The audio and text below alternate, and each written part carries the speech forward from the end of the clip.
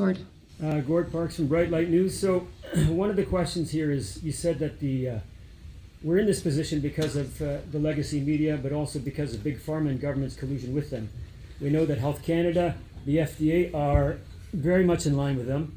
The FDA is a revolving door of pharma executives. It's meant to regulate the drug industry, yet we have pharma basically controlling the FDA. It's a case of the fox guarding the hen house. How do we change these massive power structures that have always existed?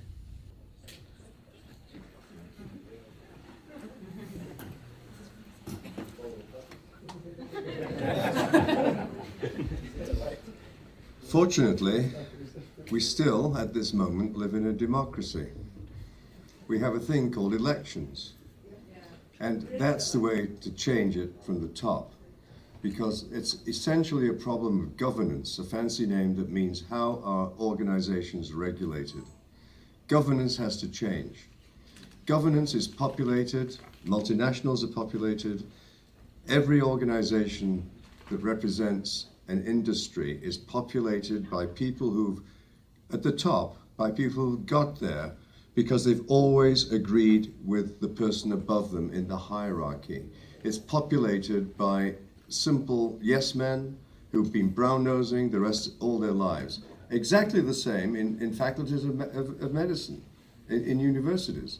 These people, these experts at the top of the pile, only got there because they said yes for 30 years. And they're not going to bite the hand that feeds them.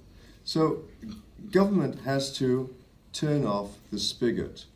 The money is what is going to change things.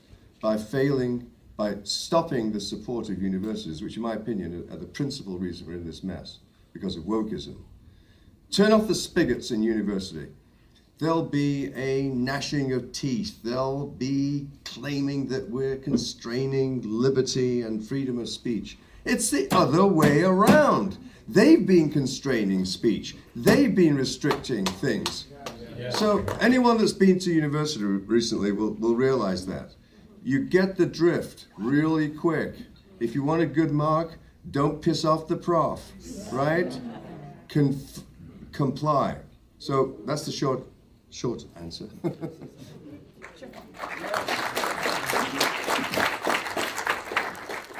I also wanted to follow Dr. Hodgkinson by saying this, because I think we have to put this on the record. Look, a lot of things were done wrong across the world with this pandemic in terms of the response. And there are a lot of smart people like Brittle et al. Who we've been informing the governments of the wrongs and what should be done. But they never listen to us. And my point of view is this. I am always for everyone to have the ability to defend what you've done and to show how you got to where you got. But I want governments to understand that this time, for what has happened for 2 years now, this is not just simple mea culpa.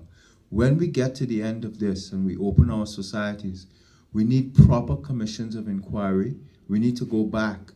And we need every single person who made decisions, every single person. If and I want you to be able to defend what you've done and show exactly how you got there. But if in a proper legal inquiry, no kangaroo, properly done, you are allowed to defend and to show.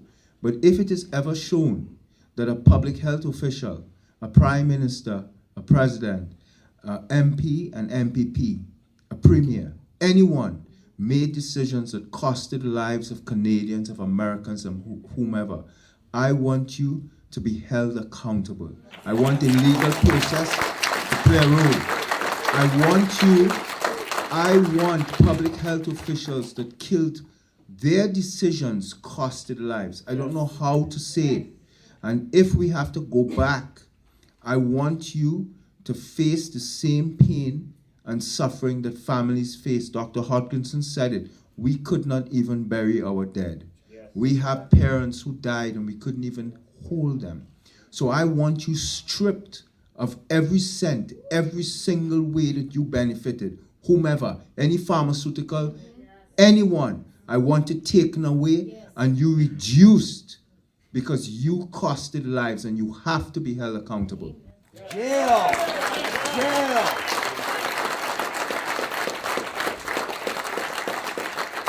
So I just have two quick comments to add. One is, one of the things I forgot to point out, because Dr. Alexander mentioned that, right, legal cases, legal recourse is one of the logical ways to go in a democratic society, right? We all agree. I mean, we've seen it's great with the truckers, right? They're here. This is not about violence. This is not about, name calling. This is a peaceful protest that they're leading, and that's been my approach from the very beginning, right? Talk about from the educational component, educate people. We have these proper methods to follow, the legal system, and et cetera. Ideally, politicians would help lead us out of this as well, and we are seeing some politicians step up. And I want to say kudos to those who are. They're starting to step up in greater numbers. But I do just want to point out, because the one thing I forgot to mention is when it comes to court cases, like I said, this was my report, this was Dr. Peter Uni's in the one, and I have yet to be in a court case where the decision is made based on the weight of the evidence. You, the Canadian public, have to ask why that is. I look at these piles and I think it's fairly obvious, if you're going to make the decision based on the weight of the evidence. If you don't want to go with the one decision, I guess you don't make the decision based on the evidence. But that's what I want to tell you, is Dr. Alexander made a good point. As long as they're not kangaroo courts, and so far, and I don't understand these people when you see come with slander and stuff. Like, I'm not going into court representing anybody. Right? People have to understand, in court, as an expert witness, I'm there to serve the court.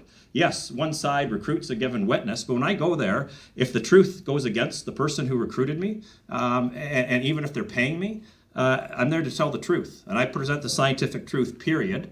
And that's it. People need to recognize that, okay? So that's just what I want you to know. When it comes to the courts, I agree 100%, but we need to find a way to get our court systems making some of these decisions based on the evidence and not avoiding them, not finding the loopholes from doing this, okay? So it's very, very important. And the other thing I want to back up, the comment about universities, you need to understand, because that's the core, that's educating our future generations. And I want to recognize, because I am a faculty member, you need to recognize the number of students who have had their careers destroyed. They have not been allowed to either enter the programs, or they were in. I mean, I'm telling you, I've been on at the University of Guelph campus. I can tell you many, many stories of our students being physically removed from campus, deregistered from their programs, cases where they were being removed from their residence with their parents present, trying to move them into the residence, and it being declared to all the parents and students around them that those individuals were being removed because they weren't vaccinated. And this kind of information, our university systems, I'm a professor, is another story, but our academic institutions are rotten to the core. Right, we can't speak up. You need to understand, as a scientist, I have not been allowed on my campus since July of 2021. And I don't know when I'll ever be allowed back again. Open scientific discussion is no longer allowed. A colleague of mine was just told by his dean, discouraged by his dean, he teaches science, he teaches immunology, and apparently he shouldn't be talking about COVID-19 as an immunologist, talking about something, because we don't want to talk about current cutting-edge science that's right in the realm of immunology and that's affecting the entire world, do we? So you have to understand, our academic institutions, part of the answer to that question is we need to have our academic institutions become places again where young people who are going to start repopulating these positions, they need to be places where they can ask questions, where they can be free to think, free to speak, and think critically. Thank you.